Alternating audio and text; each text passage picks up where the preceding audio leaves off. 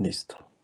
Entonces el día de hoy vamos a ver uno de los temas más importantes y a esto, obviamente, antes de ver la clase, yo siempre les recomiendo repasar lo que es anatomía y fisiología. O sea, gran parte, obviamente, de la clase es más que todo explicar la parte semiológica, las alteraciones, las definiciones. ¿Listo? Voy a explicar breves recuentos anatómicos como para tratar de que se entienda, pero ustedes ya lo tienen que dominar, porque obviamente yo voy a decir algo simple, pero la anatomía en sí es extensa y tienen que dominarlo bien, como digo, no para que se lo aprendan de memoria, ¿no? No para que aprendan simplemente que tal alteración en lóbulo tal alteración en fascículo tal, no, sino que entiendan por qué se genera, ¿no? Cosa que ya también lo asocian todo, y al final justo les he dejado un caso clínico, o sea, el primer caso clínico, que es como que vamos a conectar todo, porque al final, como les digo, esto lo vamos a ver en la mayoría en enfermedades cerebrovasculares, que es lo que más preguntan, lo que siempre en cualquier tipo de pregunta de examen, sea en NAM, residentado, de salud, lo que sea, ver el territorio que está afectado, ¿no? Igual el territorio en el coma, hasta dónde se ha lesionado. O sea, saber identificar con la clínica dónde está la lesión o hasta dónde ha llegado una lesión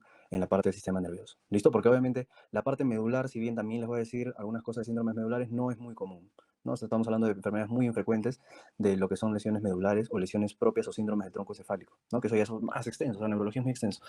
Pero entonces vamos a hablar de lo más importante, ¿listo? Entonces vamos a comenzar con trastornos del lenguaje, ¿no? Primero hay que diferenciar, no hay que confundirse la disartria con las afasias. La disartria es el trastorno específico de la articulación del lenguaje, pero que las bases, o sea, la parte de la comprensión del lenguaje, la parte de la emisión del lenguaje que tenemos que saber acá, están intactas, ¿ya? Es un problema en la parte de la fonación, ¿listo? En cambio, las afasias vamos a ver que es la pérdida o el deterioro del lenguaje causado por un daño en la corteza cerebral. O sea, acá sí estamos hablando de un daño el sistema nervioso central. Entonces, lo principal que tienen que saber acá es que existe el área de Broca, ¿no? El área de Broca, que es la que se encarga de la emisión del lenguaje, y tenemos el área de Wernicke, que se encarga de la comprensión, ¿no? Entonces, estas dos áreas, miren, el área de Broca se encuentra ¿dónde? En el área frontal. ¿Listo? Entonces, por ahí ya comienzan a entender un poco. Y el área de Wernicke se encuentra en el área temporal. ¿Listo? Entonces, cuando veamos síndromes lobares, ¿no? Ya específicamente hablando del frontal, por eso lo he dividido, después vamos a hablar de eso, ya ahí obviamente nuevamente vamos a tocar esto, ¿no? Entonces, saber que se encuentra el área de Broca en el área frontal, específicamente en el giro pars opercular o giro triangular, ¿ya? Y el área Wernicke, que es en el lóbulo temporal, se encuentra en la circunvolución temporal superior, como lo ven aquí, o también les pueden decir en el giro supramarginal, ¿listo? Entonces, y lo que los conecta, eso también es muy importante, es el fascículo AR4, ¿ya? Que es un fascículo longitudinal, o sea, está dentro del fascículo longitudinal superior, o sea, los conecta, ¿me entienden? Como para que cuando yo les digo algo, o sea, ahorita les estoy enseñando, ustedes reciben la información, ¿no? Comprenden lo que yo les digo por el área de Wernicke, ¿no? Y esa información, cuando ustedes quieren emitir un lenguaje, digamos, quieren hacer una pregunta, va hacia el área de Broca y ustedes emiten el lenguaje. Entonces, eso es lo que se tiene que entender. Entonces, las afasias, primero, ¿cuál es un punto muy importante? La dominancia. La mayoría de afasias ocurre en el lado dominante. ¿Cuál es el lado dominante? Lo que más debe saber, hemisferio izquierdo, ¿no? Porque el 94% de los pacientes que son diestros, ¿ya? El 94% el hemisferio izquierdo es el dominante, ¿listo? Que es la mayoría, porque la mayoría somos diestros, ¿no? Y el 70% de los zurdos es el hemisferio izquierdo, ¿ya? Así que cuidadito, en los que son zurdos, el hemisferio dominante podría ser también el 15%, bueno, igual es el bajo porcentaje, el 15% tiene dominancia derecha, ¿listo? En los zurdos. Pero generalmente cuando nosotros vemos problemas de afasias, piensen que es el territorio del hemisferio izquierdo, ¿no? Posiblemente, ¿no? ¿Quién irriga toda esa parte? La arteria cerebral media, ¿listo? Entonces comenzamos con la afasia de Broca, ¿ya? La afasia de Broca también se llama afasia motora, ¿ya? Afasia motora, o también llamada afasia no fluente. ¿Listo? Como definición también para que entiendan. Uy, entonces, pues, ya, como definición también para que entiendan, cuando decimos que una persona es fluente, cuando dicen más de 50 palabras en un minuto, así lo dice en el libro.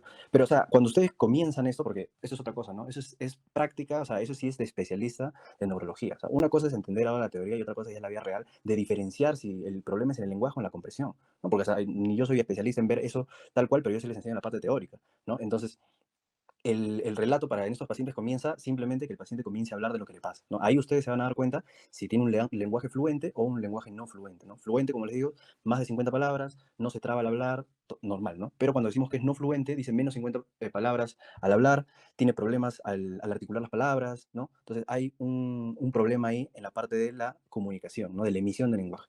Entonces cuando hablamos de la fase de Broca, que es la parte de la lesión, como les digo, el área del lenguaje, de la emisión del lenguaje, tiene un problema para emitir el lenguaje. ¿Qué significa eso? Hay un episodio de Doctor House, que yo siempre digo en esta clase, por ahí búsquenlo, que es un paciente, porque esto obviamente se puede ver a enfermedades cerebrovasculares, a traumatismo, ¿no? Entonces es un paciente que se cae y cuando se levanta, están celebrando cumpleaños, no sé, y comienza a decir cualquier cosa, ¿no? Tengo que tender la ropa mañana y todos se ríen, porque piensan que está haciendo un chiste, ¿no? Y sigue hablando cualquier cosa, bueno, y ahí es obviamente donde se preocupan, porque el paciente piensa que, o sea, lo que él en su mente piensa que está diciendo como que ya chicos, vamos a trabajar, ¿no? Pero lo que emite es cualquier otra cosa, ¿no? Entonces es lo que tienen que entender también con las parafasias, ¿ya? Porque cuando hablamos de parafasias, es cuando el paciente sí dice la palabra, por ejemplo, cirugía quiere decir, pero dice girucía, ¿no? Lo dice mal. Entonces, las parafasias, por ejemplo, aparecen en el área de Wernicke, ¿ya? Porque los pacientes comprenden bien, ¿listo? Perdón, no comprenden, y al no comprender se desesperan y comienzan a tener una verborrea, comienzan a hablar mucho, y tienen parafasias. Entonces, no hay que confundir las parafasias con un problema de emisión del lenguaje, ¿listo? En el problema de emisión del lenguaje, como les digo, dice cualquier cosa, no dice lo que quiere transmitir. Entonces, esa es la fasia de Broca. Un problema en la emisión del lenguaje y la comprensión se mantiene. ¿No? El paciente sí comprende lo que nosotros le decimos. Entonces, esto es una lesión ¿dónde? Del área de Broca, pues, ¿no? Por eso se llama afasia de Broca o afasia motora, ¿no? De la emisión o no fluente. ¿Listo? Que esto acuérdense que es una alteración del área 44 y 45 de Broca. ¿Listo? La afasia de Wernicke se llama también afasia sensitiva, ¿no? Sensitiva porque es la percepción del lenguaje o también llamado fluente, ¿no? Porque este paciente se habla un montón, pero ¿cuál es lo malo? Que no comprende, ¿ya? No comprende lo que le dicen y el paciente generalmente, como les digo, tiene verborrea, comienza a hablar un montón y tiene parafasias. ¿Listo? Que ya les expliqué lo que es las parafasias. No tiene un aumento de la fluencia. Y eso es obviamente por una lesión del área de Wernicke. ¿Listo? Que es el área 22 de Brodmann. Ahora, ¿qué es la fase de conducción? Lo que hemos dicho. El fascículo R4, lo que comunica. ¿Listo? Entonces, cuando hay una fase de conducción, qué es lo que está mal? Normal, el paciente sí comprende. ¿Ya? El paciente sí comprende, tiene lenguaje fluente, ¿listo? Pero ¿cuál es el problema? Que no nomina objetos ni repite, ¿listo? Tanto en la fase de Broca, en la fase de Wernicke, como en la fase de conducción, ¿ya? El hecho de repetir, ¿listo? Se mantiene preservado cuando no está alterado nada de esa comunicación, para que se entienda.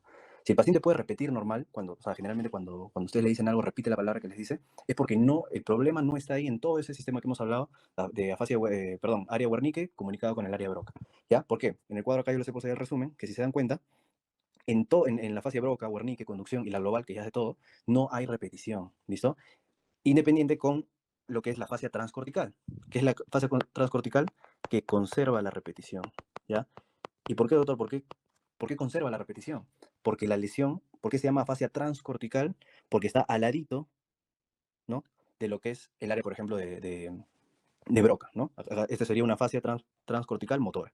Y la de acá se llama fascia transcortical sensitiva, o sea, las que están al lado, ¿no? De lo que es las áreas tanto de Wernicke como de Broca. Entonces, estas sí tienen un problema, si es obviamente afasia transcortical motora, igual tienen un problema en el lenguaje, ¿no? Acá, por ejemplo, están viendo transcortical motora, no tienen la fluencia, pues, ¿no? Problema en la... O sea, es lo mismo que Broca, si hablamos de motor, ¿no? Lo mismo que afasia transcortical de Broca, por así decirlo, pero la característica es que estos sí repiten. En cambio, la fascia de Broca no tiene influencia, es lo mismo acá, sí comprenden, pero ellos no repiten. ¿Listo? Entonces, cuando les digan que sí repite, es porque es transcortical. ¿Listo? Y ahí solo vean, tiene fluencia, normal es sensitiva, ¿no? No tiene fluencia, es motora, ¿ya? Entonces, las transcorticales repiten. Y en lo que es la fascia global, acuérdense que este es el tipo de afasia más frecuente y al mismo tiempo es la más grave, ¿listo? ¿Y eso por qué ocurre? Generalmente por enfermedad cerebrovascular, sobre todo de la arteria cerebral media, ¿no? Porque la arteria cerebral media entonces irriga todo eso. Entonces, generalmente cuando hay una obstrucción al inicio de la arteria cerebral media, todo se apaga. Entonces esos pacientes, como ven, ¿dónde está? Acá. No tiene fluencia, o sea, no hay una buena emisión de lenguaje, no comprenden y no repiten. ¿Listo? Esos están súper dañados, es lo más grave y lo más frecuente. ¿Listo? Entonces, bueno, entre las características vamos a poner que no comprende, no emite lenguaje. ¿Listo? Ah, ya, cuando es afasia de conducción, eso también tienen que saber, es una lesión del fascículo arcuato. Que ya dijimos que es la comunicación. Eso les pueden preguntar. Y cuando son las afasias transcorticales, son infartos, ¿ya? De las zonas fronteras. Bueno, un infarto tal vez de una pequeña arteria, como les digo, que ha generado un infarto de estas zonas. ¿Listo? Entonces, eso es con el tema de afasias. Sencillo, en resumen, ¿no? Para la vida, cuando tengan un paciente con afasias, piensen que hay un problema en el hemisferio izquierdo. Posiblemente un accidente cerebrovascular de arteria cerebral media izquierda. ¿Listo? Lo más característico que te pongan es un paciente con hemiplegia contralateral, porque todo lo que es la hemiplegia, o sea, pérdida de la motricidad y la sensibilidad, siempre van a ser contralaterales a la lesión. Entonces te ponen paciente con hemiplegia del lado derecho, con afasia, eso ya más que seguro que es lo que se ha visto comprometido es la arteria cerebral media izquierda. ¿Listo? Ahora seguimos con las agnosias. ¿Qué son las agnosias? Como dice ahí, es la incapacidad para reconocer estímulos visuales, táctiles, auditivos, cuando no hay alteración en la compresión, ni defectos primarios visuales, sensitivos o auditivos. O sea, ¿a qué nos referimos con eso? Existen las áreas que son las áreas secundarias, ¿no? Existe el área sensitiva secundaria, existe el área motora secundaria, existe el área auditiva secundaria. Entonces, las áreas secundarias, siempre enseño en mis cursos de ciencias básicas, se encargan de lo que es, por así decirlo, la conexión, más no la función, ¿no? Si estamos hablando de área motora, es, por ejemplo, que tengas fuerza, ¿no? Para levantar objetos y todo eso. Las áreas secundarias se encargan, por ejemplo, de lo que es acordarse de eso, ¿no? Por ejemplo, en una alteración de las áreas secundarias tenemos a ver las apraxias, ¿no? Pero el claro ejemplo, ¿no? El olfatorio, por ejemplo, ¿no? El área olfatoria primaria se encarga, obviamente, de que tú puedas oler, ¿no?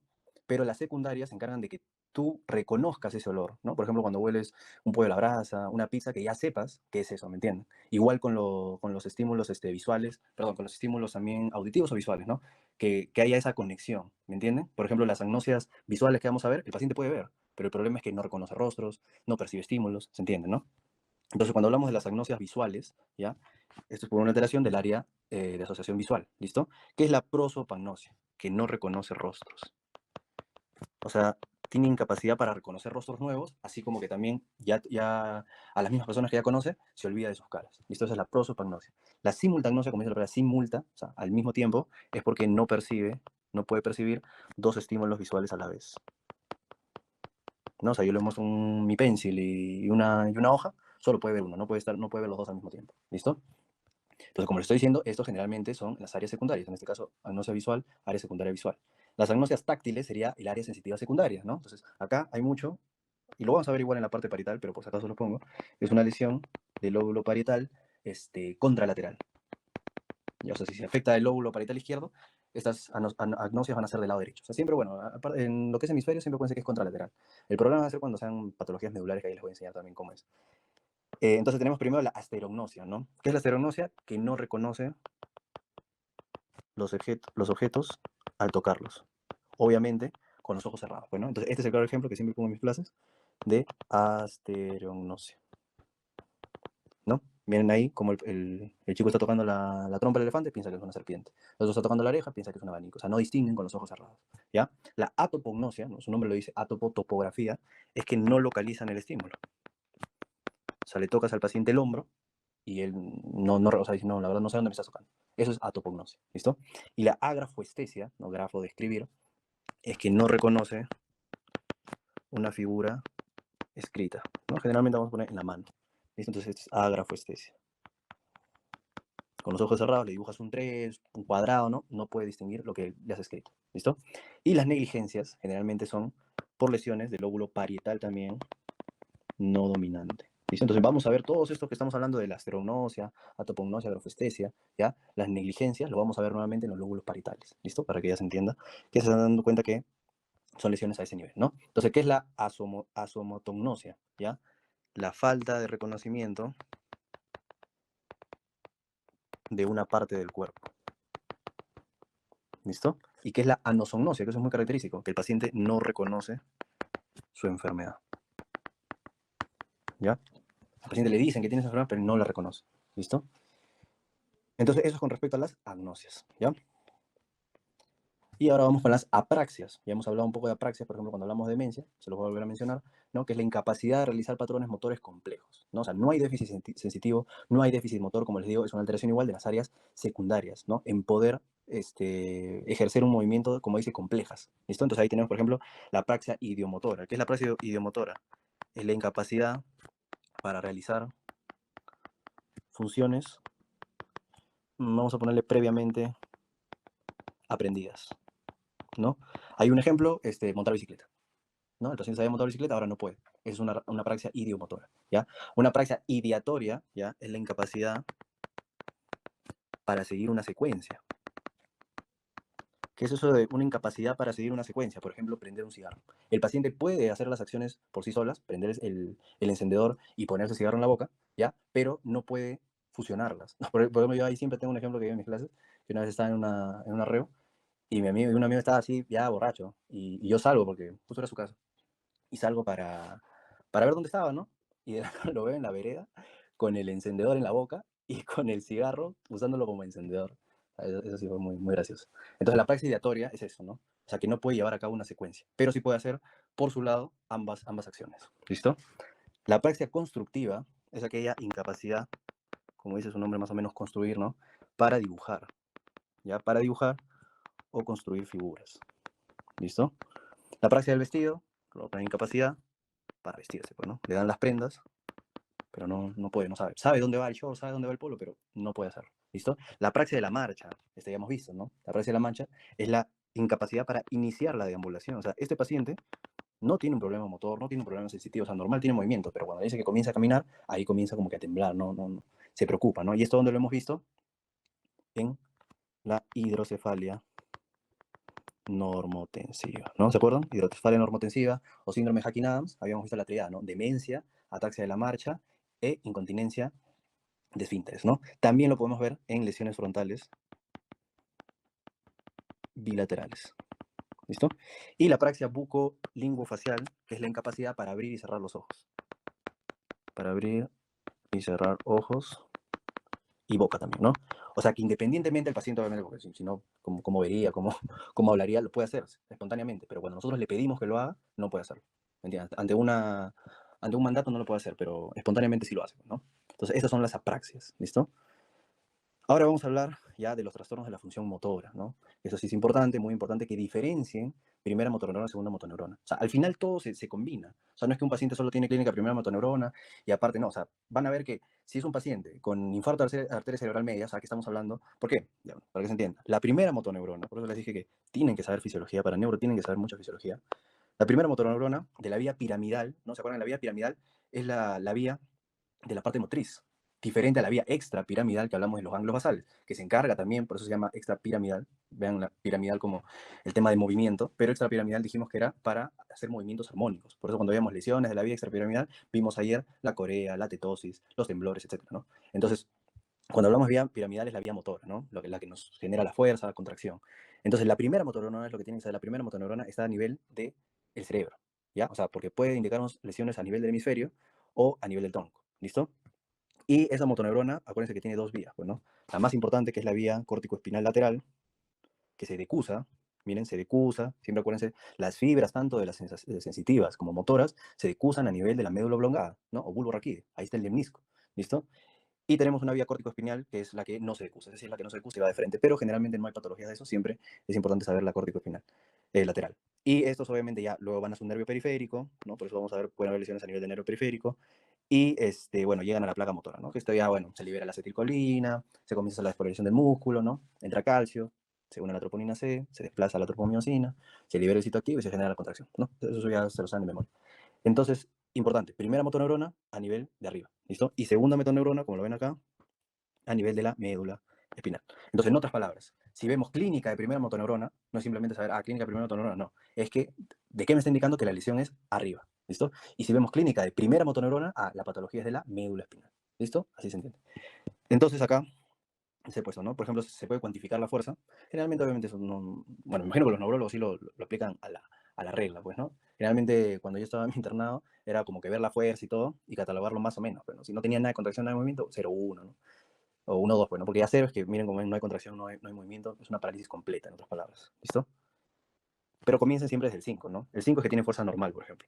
El 4 es que tiene movimiento contra resistencia, porque ustedes cuando evalúan, esa parte semiológica, cuando ustedes evalúan la fuerza de miembro superior, miembro inferior, ¿no? Lo que haya venido el paciente, tienen que hacer tanto movimiento pasivo, ¿no? Que el mismo paciente mueva, como, perdón, movimiento pasivo que ustedes hagan el movimiento, ¿no? Como movimiento activo, que el paciente lo haga, como movimiento contra resistencia, ¿no? Que ustedes le digan al paciente, suba las manos y ustedes presionan hacia abajo, ¿no? Entonces el 4 te dice que tiene movimiento contra resistencia, pero menor que la extremidad contralateral, ¿no? Y eso se puede graduar. Por eso el paciente tiene movimiento normal, pero un lado es más débil que el otro. ¿Listo? El 3 es que ya no tiene contrarresistencia. Tiene contragravedad. ¿Qué significa gravedad? El movimiento activo. O sea, que ellos pueden levantar el brazo cuando le dicen que lo pongan hacia adelante, pero cuando ustedes le generan resistencia, no puede. Está débil. Entonces, eso ya estamos en grado 3. El grado 2 es que no tiene movimiento contra gravedad. Le piden que levante los brazos y se le cae el brazo. ¿Listo? El grado 1 es que aún se mantiene la contracción, pero no hay movimiento. ¿Listo? Ni contra gravedad, ni contra resistencia, no hay nada de movimiento, pero sí aún se mantienen contracciones. Y como les digo, el 0 es que no hay contracción, no hay movimiento, es una parálisis ya del músculo. ¿Listo? Entonces así lo pueden grabar. Entonces acá yo les digo, lesión de primera motoneurona, entonces estamos hablando de una lesión a nivel superior, ¿no? Entonces, ¿qué pasa con los reflejos osteotendinosos? Aumentan, ¿ya? Aumentan. Por eso yo siempre me acuerdo, primera motoneurona, hiper. El paciente tiene hiperreflexia e hipertonía. Nunca olviden eso, ¿ya? En cambio, la lesión de segunda motoneurona, los reflejos están disminuidos o están ausentes, ¿ya? Tiene reflejos disminuidos. La respuesta cutáneo plantar, ¿qué es eso? El famoso Babinski, ¿ya? Creo que Babinski. Mejor en el mismo cuadro cuando les pongo. Ya. Entonces, ¿qué pasa con la primera motoneurona? Como tiene hiperreflex, acuérdense, tiene reflejos patológicos. Entonces tiene una respuesta extensora. Acuérdense que cuando nosotros pasamos con un objeto romo por debajo, ¿no?, de los dedos, en la parte de acá del pie, lo normal es que los dedos se contraigan, ¿no? Hagan flexión. Pero lo patológico es que se extienda, ¿no? El Babinski positivo, ¿en quién es normal? En los recién nacidos, ¿no? Es un reflejo primitivo, pero que desaparece generalmente a los 12, 18 meses, ¿ya? Entonces, cuando eso se persiste, obviamente estamos hablando de un adulto, a eso le decimos una respuesta patológica o extensora patológica, o también llamado Babinski positivo. ¿Listo? Lo normal es que haya flexión, lo patológico es que se extienda. ¿Listo? En cambio, la segunda lesión de segunda motoneurona, como no hay hiperreflexia, no hay nada de estos reflejos exagerados, tiene una respuesta flexora, ¿no? O sea, normal, Babinski negativo. Listo. La alteración de los músculos, ya entendieron. Si es una lesión de la primera motoneurona, es que ha sido una lesión cerebral. O sea, se ha lesionado un hemisferio y obviamente ha cortado la irrigación de todo un sector. Entonces, son amplios grupos de músculos. O sea, cuando vemos este hiperreflex y todo, de todo el lado contralateral, de la parte de miembro superior, miembro inferior, ¿no? Amplios grupos musculares, y se genera una atrofia por desuso, ¿no? En cambio, si es una lesión de la segunda motoneurona, estamos hablando de la médula espinal, ¿no? O sea, una parte en específica, son músculos aislados, ¿no? ¿Se va entendiendo? Y genera fasciculaciones. Y con respecto al tono, como les digo, si hay hiperreflexia, acá igual hay hipertonía. ¿Y qué genera? Una parálisis espástica, ¿no? Cuando hay mucho tono, se genera una parálisis espástica. En cambio, si no hay tono, que es en la lesión de la segunda motoneurona, hay una parálisis flácida. ¿Listo? Entonces, eso es importante. Primero motoneurona, en resumen, hiperreflexia, hipertonía. Y por la hiperreflexia, reflejos patológicos también. Babinski positivo, respuesta extensora del pie. Y la segunda motoneurona, todo lo contrario. Ahora, una pregunta que justo me hicieron en una rotación que nunca me voy a olvidar, es que la lesión de la primera motoneurona también puede hacer parálisis flácida. ¿Pero en qué momento? Que tiene una fase inicial. La fase inicial de una lesión de primera motoneurona se llama shock medular. Entonces, por ahí ya ven. O sea, que hay una afectación a nivel medular. Y en ese momento es como que tiene clínica de segunda motoneurona. Porque ahí no hay reflejos y genera parálisis flácida. Pero como les digo, es una fase inicial de lesión de primera motoneurona. Si les preguntaran. Si es en general, ¿no? Si estamos viendo ya a un paciente que ya está viniendo, ¿no? Ya ha tenido su clínica, todo. Vamos a ver la clínica típica de primera motoneurona. ¿Listo? Pero se los dejo como datito. Entonces, como resumen, si vemos lesión de primera motoneurona, o sea, arribita, más afasia, ¿qué vamos a pensar? Que es una lesión del hemisferio cerebral izquierdo, ¿no? Con lesión cortical, porque cuando hablamos de trastornos de las funciones superiores, que vimos de las afasias, las agnosis y todo, es que hay lesión ya cortical, ¿no? Si vemos lesión de primera motoneurona, arriba, pero más alteración de pares craneales contralaterales, que decimos una lesión del tronco encefálico, ¿no? Porque los pares craneales están en el tronco encefálico. Ahora hay que ver cuál es la alteración de los pares craneales, que ahorita vamos a ver eso, ¿no? Para saber si es en el encéfalo, protuberancia, si vemos lesión de segunda motoneurona, eso es abajo, más déficit sensitivo, ¿no? Entonces pensamos que es una lesión a nivel del nervio periférico. Vaya a ver cuál es la patología, ¿no? De qué raíces nerviosas estamos hablando. Y esto importante, ¿qué pasa si tengo un paciente con ambas? Clínica de primera motoneurona y clínica de segunda motoneurona. ¿En qué enfermedad vemos esto? En la esclerosis lateral amiotrófica. Ya te pregunta importantísima, ¿no? ¿Dónde podemos ver clínica? Tanto de primera motoneurona como segunda motoneurona, esclerosis lateral amiotrófica. ¿Listo? Entonces, entendido, ¿ya? Eso con respecto a trastornos motores. Nunca olviden, eso es súper pregunta de diferenciar primera motoneurona con segunda motoneurona. Ahora vamos con lo que es trastornos de la sensibilidad. ¿Ya? Cuando hablamos de trastornos de la sensibilidad, vamos a ver que hay tanto síntomas positivos como síntomas negativos. ¿Ya? ¿A qué nos referimos con eso? Los síntomas positivos es cuando los pacientes tienen, ya, bueno, los pacientes tienen parestesias, ¿ya? O disestesias. Por eso también muchos confunden con la parte de la terminología. ¿Qué es parestesias? Las parestesias es la sensación extraña, ¿no?, en la piel, pero sin estímulo. O sea, ese hormigueo, ¿no?, que uno a veces lo cataloga así como hormigueo, ¿no? Como que algo así pasa por su brazo, o bueno, por donde esté generando eso, pero sin estímulo, o sea, que simplemente lo siente, ¿no? Como cuando ustedes, por ejemplo, se apoyan sobre su brazo, se duermen, o ponen su pierna, ponen su cuerpo sobre su pierna, o cualquier... Una vez me preguntaron también algo muy gracioso, ¿no? ¿Por qué siempre Es lo gracioso, y yo siempre he dicho que lo gracioso bueno, ser estudiante de medicina, ¿no? Cuando eres estudiante de medicina y vas a reuniones de gente pues, que no es médico, ¿no? Y comienzan a preguntar pues, cosas a veces tan curiosas, pero que, o sea, cuando tú lo conectas con la fisiología, dices como que, o sea, es interesante, ¿no?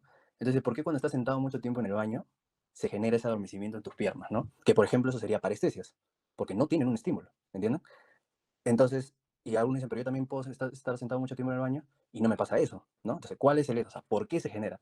No es por estar mucho tiempo sentado en el baño, porque si no, por ejemplo, cuando nosotros estemos sentados, digamos yo acá, o en cualquier reunión, ¿no? Que estamos ahí, también nos generaría parestesias.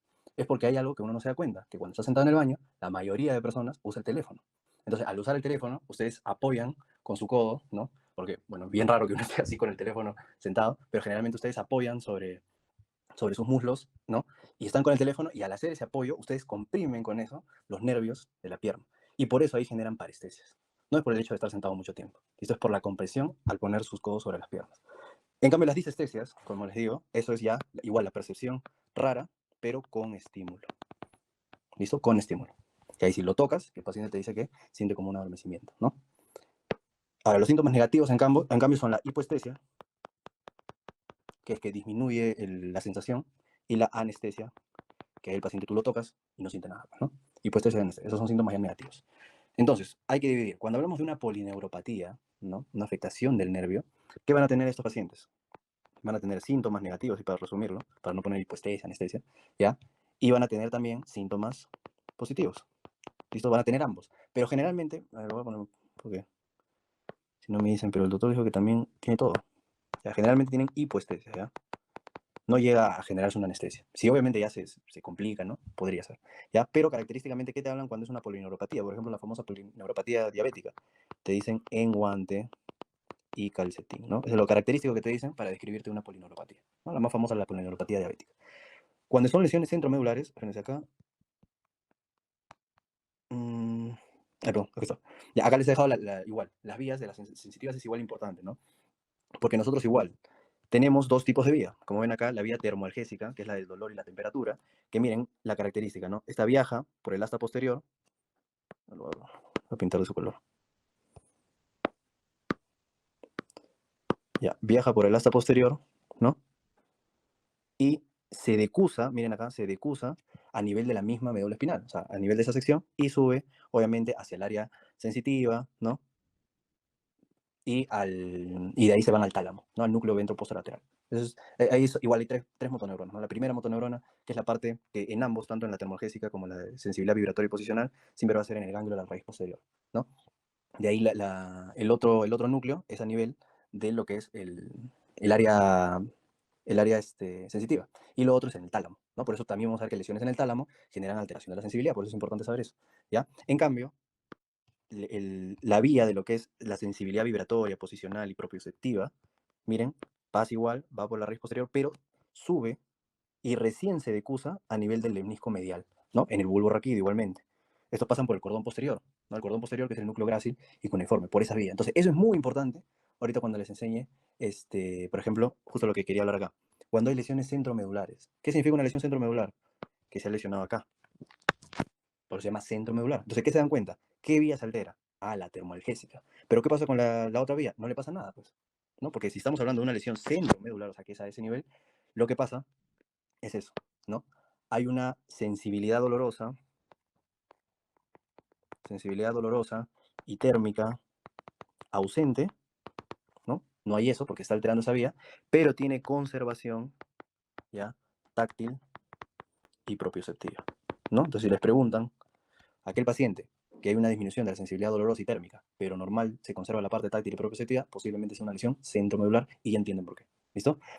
En cambio, cuando hablamos ya de lesiones medulares en específico, por ejemplo, si hay una alteración del cordón posterior, ¿no? Que ahí les dije que pasa lo que es la sensibilidad vibratoria, posicional, propioceptiva, es el tacto fino, ¿no? Entonces acá va a haber una alteración epicrítica, ¿ya? Epicrítica ipsilateral, ¿no? Porque estamos hablando de una lesión medular, ¿ya? En cambio, si es una lesión a nivel del cordón anterior, acá hay una alteración protopática, ¿ya? Pero en este caso sí contralateral, ¿listo? Las lesiones talámicas, como les dije, que está la última motoneurona con respecto a la parte sensitiva, en el núcleo ventropóstero medial, acá hay una disminución de la sensibilidad del hemicuerpo contralateral, ¿ya?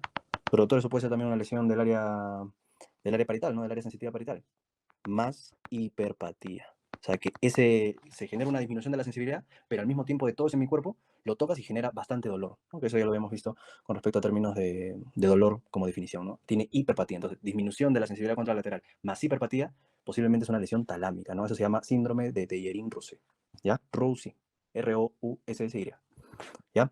Y cuando son lesiones corticales parietales, que es lo que vamos a ver en la mayoría de los pacientes con infarto en área sensitiva, tiene obviamente alteración de la sensibilidad contralateral. ¿Listo? Entonces, sencillo, ¿ya? Sobre todo las que deben saber es esta, pues, que va a tener alteración contralateral de la parte parietal. Porque como les digo, las lesiones centromedulares, las lesiones sencillas de la médula espinal y talámicas son muy frecuentes, pero igual se los he dejado para que puedan diferenciar y vean eso de la lesión centromedular, entendiendo anatomía y fisiología, se entiende por qué se conserva la sensibilidad táctil y proprioceptiva y se pierde la dolorosa y térmica. ¿Listo?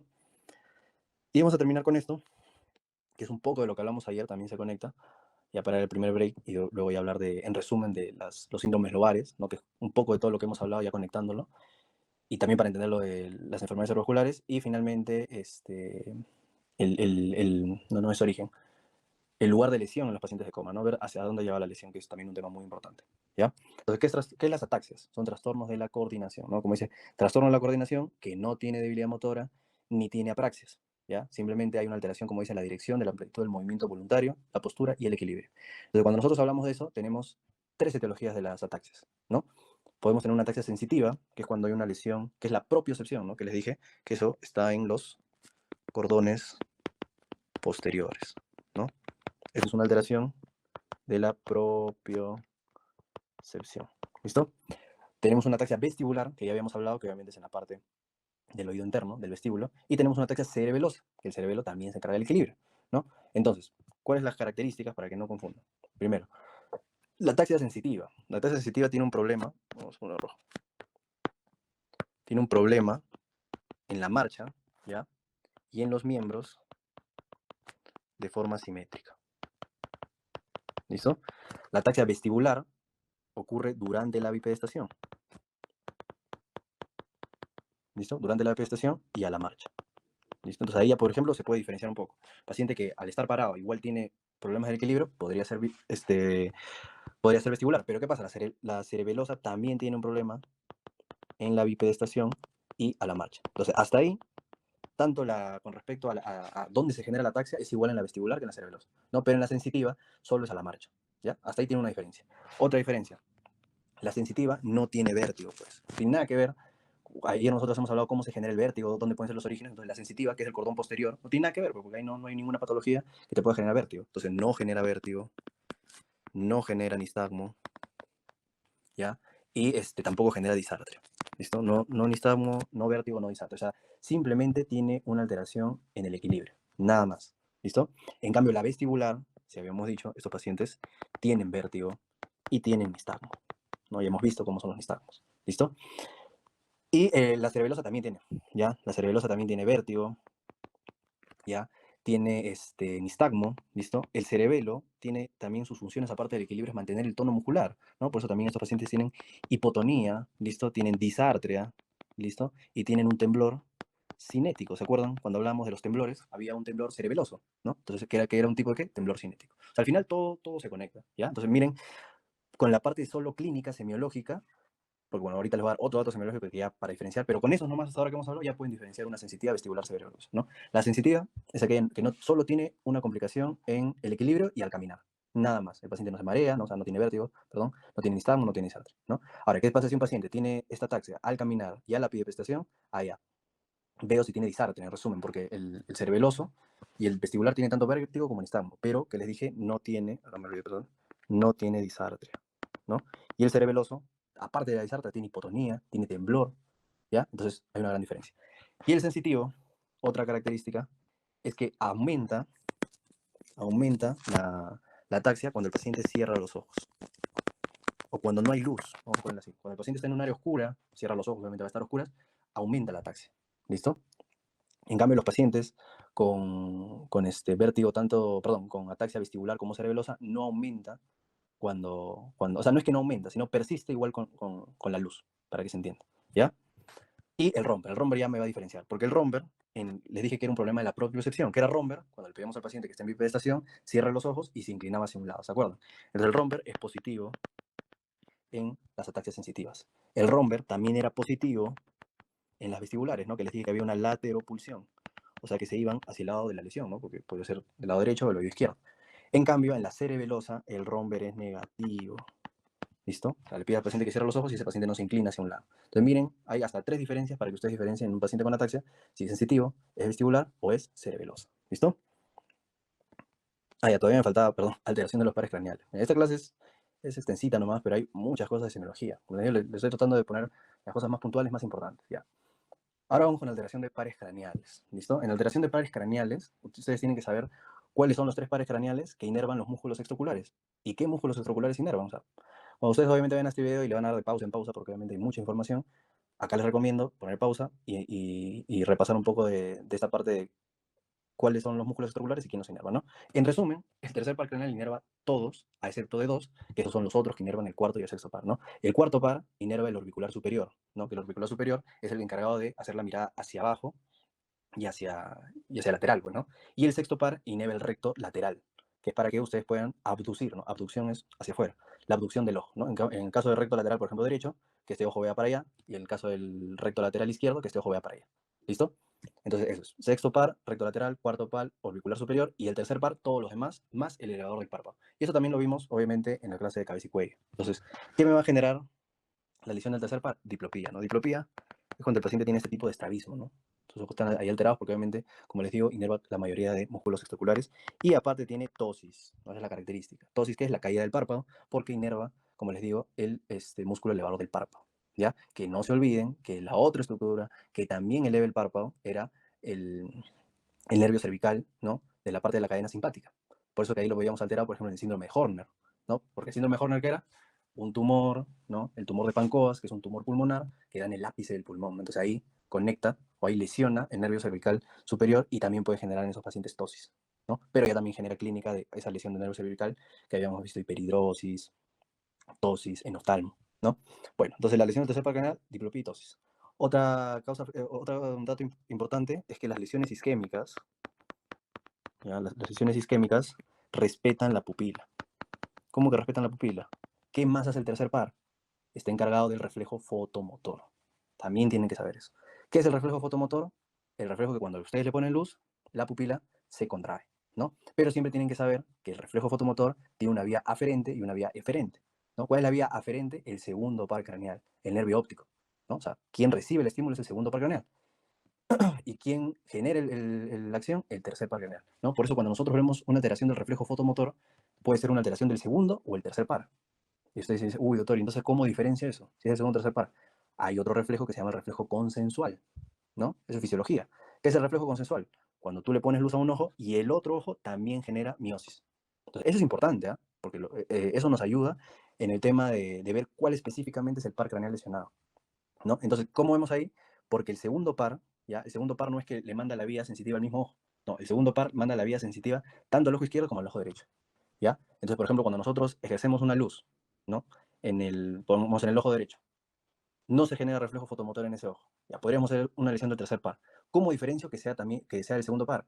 Si el otro ojo contralateral sí genera la miosis, es una lesión del tercer par de ese ojo que no está generando miosis, que no está generando el reflejo fotomotor. Pero si nosotros vemos que el otro ojo tampoco genera miosis, o sea, tampoco hay reflejo consexual, ya, esta es una lesión de la vía aferente, o sea, no está llegando estímulo a ninguno de los ojos. Entonces es una lesión del segundo par, ¿ya? Nunca olviden eso. Entonces, bueno, acá se los pongo por si acaso. Reflejo fotomotor viaja por el segundo par.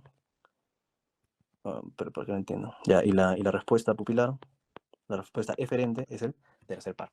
¿Ya? Es el reflejo fotomotor y el reflejo consensuado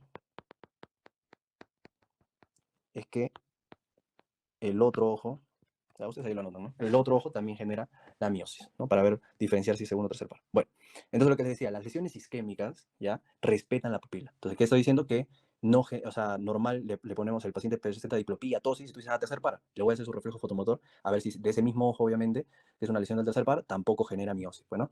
Pero de la nada ven que le hacen el esto y normal genera miosis, se respuesta. Entonces, ¿qué significa eso? Que es una lesión isquémica, ¿ya? ¿Y por qué las lesiones isquémicas respetan la pupila? Porque porque las fibras pupilares son periféricas y las lesiones isquémicas generan una lesión a nivel central. ¿Listo? Entonces, ¿por qué es importante saber esto? Porque la causa más frecuente de una lesión del tercer par craneal, la causa más frecuente es la mononeuropatía diabética. Y la mononeuropatía diabética es un tipo de lesión isquémica. Entonces, en esos pacientes se puede generar diplopía, se puede generar ptosis, pero se conserva el reflejo fotomotor. En cambio, si fuera una lesión del tercer par de etiología comprensiva, ¿no? Por ejemplo, un aneurisma, ahí sí, no tiene, o sea, tiene diplopía, tiene ptosis y aparte tiene midriasis, o sea, no tiene reflejo fotomotor. Es más, primero aparece la midriasis en esos pacientes y luego la alteración de los músculos extraoculares. ¿Listo? Ahora, bueno, como ven acá, ¿no? Miren ese paciente, está con el párpado caído, ptosis, ¿no? Y acá, si se ven, la pupila está midriática, lesión del tercer par. Ya, lesión del cuarto par. Acá lo más frecuente es que sea por traumatismos. Ya, lo más frecuente es que sea por trauma. ¿Listo? Entonces, ¿qué dijimos que inerva el cuarto par? El músculo orbicular superior, ¿no? Entonces, estos pacientes tienen una... Uy, a ver, espera. Ya, una diplopía vertical, ¿no? Cuando decimos diplopía vertical, es una alteración en el ojo cuando mira arriba abajo, ¿no? Una diplopía horizontal cuando mira a los lados, ¿ya? Que aumenta, ¿ya? Y acá también tiene la razón de por qué el cuarto par se llama patético, ¿no? Porque el cuarto par también se llama patético, el tercero se llama motor ocular común, ¿ya? Y el sexto el motor ocular externo, ¿no? Entonces la diplopía vertical aumenta cuando el paciente mira hacia abajo y al lado opuesto. ¿Listo? Entonces, ¿eso por qué es? Y eso es lo característico que se llama el nervio patético porque ustedes hacen la mirada patética, pues, ¿no? O sea, cuando tienen eso, el paciente se inclina así hacia el lado y los ojos para poder ver bien, porque como les digo, o sea, los ojos están así, como ven acá. Como el orbicular superior hace que el ojo se vaya hacia abajo y hacia lateral, cuando esos pacientes tienen la patología, miren cómo está el párpado hacia el lado arriba y contralateral. Por eso los pacientes inclinan esa cabeza para ver mejor. A eso se llama fenómeno de Wilczewski, ¿ya? Que levanten la cabeza con esa mirada patética. ¿Listo? Y cuando vemos lesión del sexto par, sencillo, bueno, el sexto par inerva el recto lateral. Entonces vemos una limitación en la abducción, o sea, mirar hacia afuera del ojo, ¿no? En este caso, por ejemplo, sería una alteración del recto lateral de este ojo, pues, ¿no? Por eso el paciente tú le dices que mire para allá, bueno, acá una buena imagen sería que... Pero ven que este ojo no se mueve para allá, ¿no? Porque está afectado el recto lateral, ¿listo? Ahora, una cosa importante con esto, con respecto al sexto par, es que, como les digo, o sea, si yo le digo que mire para allá, estoy usando el recto lateral del ojo izquierdo, el recto medial del ojo derecho. El recto medial es inervado por el tercer par craneal. Entonces, ¿cómo haces eso? Eso tiene una conexión. Por eso que nosotros cuando miramos a un lado o al otro, miramos con los dos ojos, pues, ¿no? No es que funcione el recto lateral del uno y el otro se quede estático, ¿no? Entonces, esa conexión es por un fascículo que se llama el fascículo longitudinal medial, ¿listo? Y cuando hay una lesión del fascículo longitudinal medial, ¿ya? Acuérdense, fascículo longitudinal medial es aquel que conecta el sexto par con el tercer par para generar la mirada conjugada, o sea, para mirar que los dos ojos miran hacia el lado derecho o al lado izquierdo, ¿listo? Pero cuando se genera eso, se genera la famosa oftalmoplejía intranuclear, ¿listo? ¿Y eso en qué enfermedad aparece? Porque ustedes van a poner oftalmoplejía intranuclear, ¿qué van a marcar en su respuesta? Esclerosis múltiple, ¿listo? Entonces, signos de primera, no confundan la palabra, ¿no? Signos de primera y segunda motoneurona, esclerosis lateral amiotrófica. Oftalmoplejía intranuclear, esclerosis múltiple. Aquella enfermedad que puede lesionar el fascículo longitudinal medial, esclerosis múltiple. ¿Listo? Son enfermedades raras en neurología, pero por si acaso se los pongo porque es el dato más característico para pensar en esclerosis múltiple. ¿Ya? Si no, que a veces uno confunde esclerosis múltiple con esclerosis lateral amiotrófica. ¿Ya? Listo. Entonces, esa parte de los músculos extraoculares es muy importante y muy bonita, la verdad, como les digo. Si ustedes entienden bien la fisiología, sencillo se les hace entender esta parte semiológica, ¿no? Obviamente, ¿cómo vamos a hacer? Pidiendo al paciente que mire hacia el lado donde nosotros pensamos que es la lesión. Como le digo, si hay una diplopía en general, lo más probable es que sea el tercer par, ¿no? Porque se inerva la mayoría de músculos. Pero si vemos, como les digo, esa hacia arriba, ¿no? Cuarto par, si vemos que hay una alteración de cuando le decimos hacia un lado y el ojo, digamos, del lado, mira al lado derecho y el ojo derecho no puede, alteración del sexto par craneal, ¿no? Pero que generalmente las alteraciones, por así decirlo, ¿cómo lo digo? No es que no es la palabra espaciadas, sino como que solo una lesión del sexto par es raro. Generalmente estas lesiones vienen acompañadas de otra causa, como de una manera secundaria. ¿Listo? Ya. Cuando vemos lesión del nervio trigémino o del quinto par craneal, parecido a todo lo que hablamos de la neuralgia del trigémino. Solo que obviamente la gran diferencia es que no este no es un tipo de dolor neuropático, ¿no? Entonces, esos pacientes pueden tener dolor, pueden tener hipoestesia, ¿ya? De la hemicara ipsilateral. ya que no hay que confundir con parálisis facial, esto es dolor o hipoestesia, ¿listo? Y lo importantísimo es que cuando hay una alteración del reflejo del quinto par, hay una abolición, y lo vamos a ver en la parte del coma, del reflejo corneal. Otro reflejo, sí. ¿Qué es el reflejo corneal? Eso sí tienen que saber. Es aquel reflejo que su vía aferente es el quinto par craneal. Por eso estamos hablando de eso.